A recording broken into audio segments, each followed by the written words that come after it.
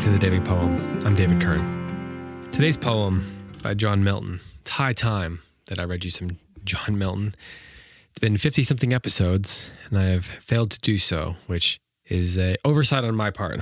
John Milton lived from 1608 to 1674 and is, of course, most famous for writing Paradise Lost.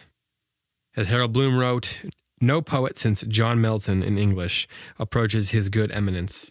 Not Blake, Wordsworth, Whitman, Dickinson, Yeats, Stevens. Except for Shakespeare, no poet has been so influential. From John Dryden to T.S. Eliot, Milton has been a provocation and a shadow." Eventually, I'll read some Paradise Lost on here, and I'll probably read from Lycidas as well.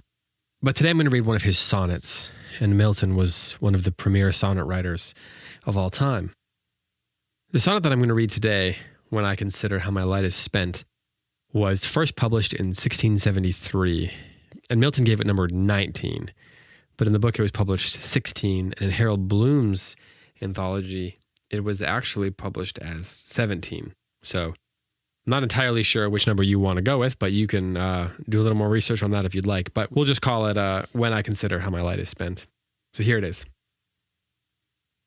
When I consider how my life is spent, ere half my days in this dark world and wide, and that one talent which is death to hide lodged with me useless, though my soul more bent to serve there with my Maker, and present my true account, lest he returning chide.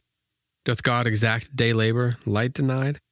I fondly ask, but patience to prevent that murmur soon replies, God doth not need either man's work or his own gifts. Who best bear his mild yoke, they serve him best. His state is kingly. Thousands at his bidding speed, and post o'er land and ocean without rest. They also serve who only stand and wait.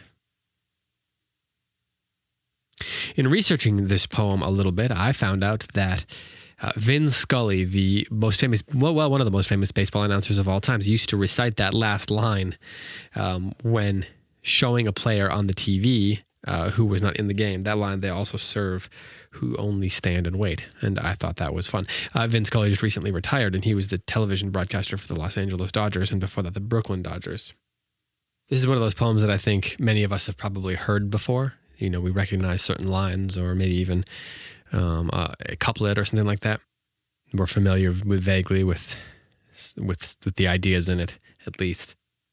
And in that sense, I think it can be overlooked or can come across a little bit saccharine, a little bit sentimental.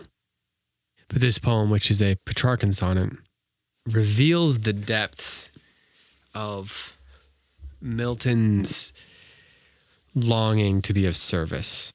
And it also is revelatory about his personal life. You know, Milton was blind, and when he wrote Paradise Lost, he was destitute. He would dictate his verse to someone who would then transcribe it, to an assistant.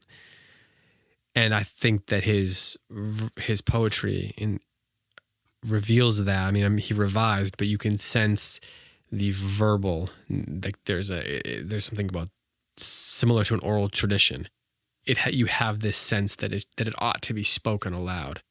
Some poems, there's very little difference for me anyway, in the way I experience it when I read it out loud versus when I speak it out loud. But not this poem. This is one that I think is meant to be spoken out loud. So it's a good one for a podcast like this, right?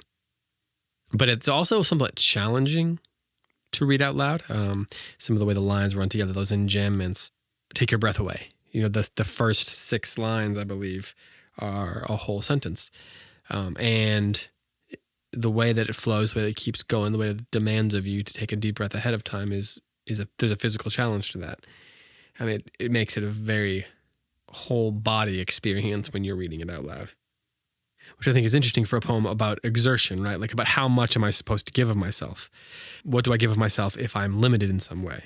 If the thing that I'm not supposed to give is taken from me, what do I do? In some ways, of course, it's not surprising that Patience herself would tell the poet to be patient, right? But there's a hopefulness in what Patience tells the poet, because she says, if you wait, if you can stand, even then you will serve. Even then you will have some purpose. And I think of what Milton must have felt like as a poet, as a writer, when he lost his sight, like Beethoven losing his hearing, right? When your greatest gift is tied to the expression of language, but you can't write it properly, or it's tied to music and you can't hear it properly, then what do you make of yourself? How do you feel about yourself? How do you continue on in the same way? And this is a poem about continuing on in the face of such odds, even if the continuing on means not continuing at all, if it means waiting. I think there's something hopeful in that, but challenging at the same time. So here it is, one more time.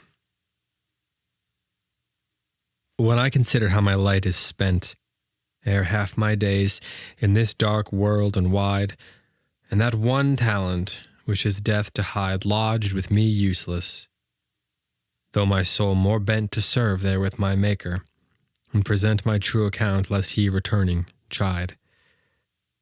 Doth God exact day labor, light denied?